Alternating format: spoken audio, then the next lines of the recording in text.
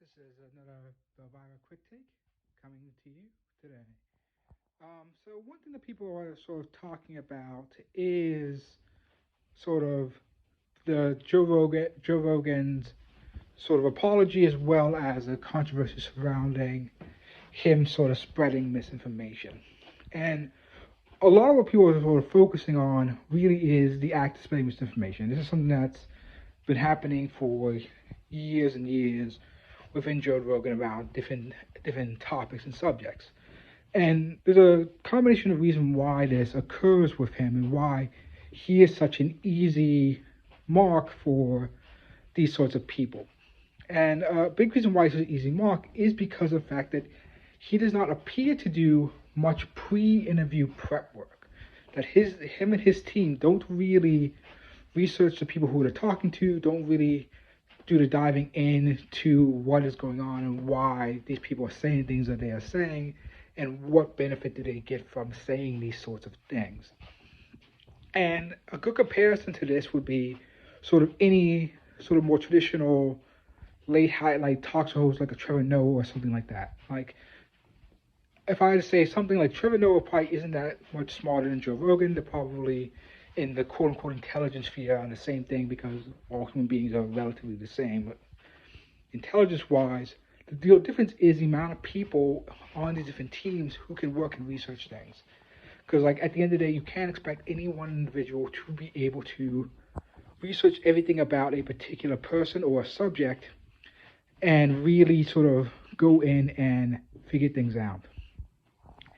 And so that's why these people have teams. So like when someone like a Trevor Noah or really any sort of more traditional hosts who aren't sort of getting paid off for to promote something, who are talking with someone who's slightly more controversial, they're going to at the very least research and steer the direction in such a way that these people either don't say these sort of things or aren't willing to dive into some of their more reprehensible talking points. And and then like I was saying before, like unlike more official people, Joe Rogan doesn't do these sorts of things. He's not critical about what people are saying. He lets people say their piece. Well, he'll push back sometimes. Like there's plenty of clips of him pushing back on people who are saying the most insane sort of stuff, but he does not one push back often enough, and he does not at his hand does not have the information to be able to significantly push back on people where that might either slightly agree with what Joe Rogan thinks or are sort of doing the whole statistics hiding trick. Statistics hiding trick is the trick where basically you state something that is a fact, but you hide the underlying statistics and other facts that cause this fact to be true. This would be like saying, hey, people crashed their car more in February. And then you hide the fact that the reason why people crash their car more in February is because of the fact that it snows more often in certain areas in February. And that's the reason why people try to crash cars more often. And so then you would lie and say that we gotta stop people from driving in February without sort of realizing the underlying factors that exist that cause this particular statistic to be true. And when certain people go on shows like Joe Rogan, they know that Joe Rogan is not going to be able to push back against those underlying statistics. That he'll go, oh, you have a good fact. Yeah, oh yes, oh very good fact. Yes, very good fact. Oh yes, oh, and and then sort of agree with the person blindly. And he might push back a little, but then that person will just cite that fact, and his on-site fact checker will Google that thing, and then, oh, lo and behold, that fact is true because the person the statistics hiding.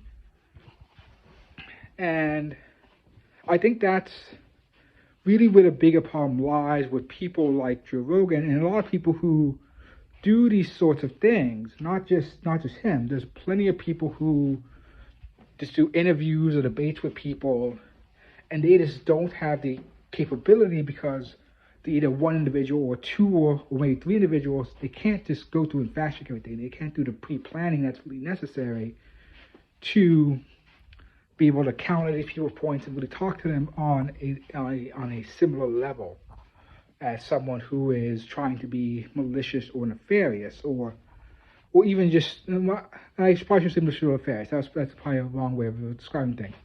Someone who wants to make money for themselves, wants to funnel people into a revenue stream of themselves. And another good thing is that there's a good podcast that I listen to called Knowledge Fight. And one of the big things about this podcast that always surprises me is the amount of research and background information that you have to go to explain why a lie exists and what information is being left out of the lie that caused it to exist. So basically a lot of lies of omission that come from people like Alex Jones and a lot of people in the sort of more extreme right-wing mediascape. And again, like, this is something that people like Joe Rogan can't do because they just don't have the time, effort, and they don't care enough to do it. They just want to bring on people who they will think will get ratings, it will get people to listen to their particular podcast without really caring about what that person is actually saying or what lies are being spread around. And that's my quick take on that topic.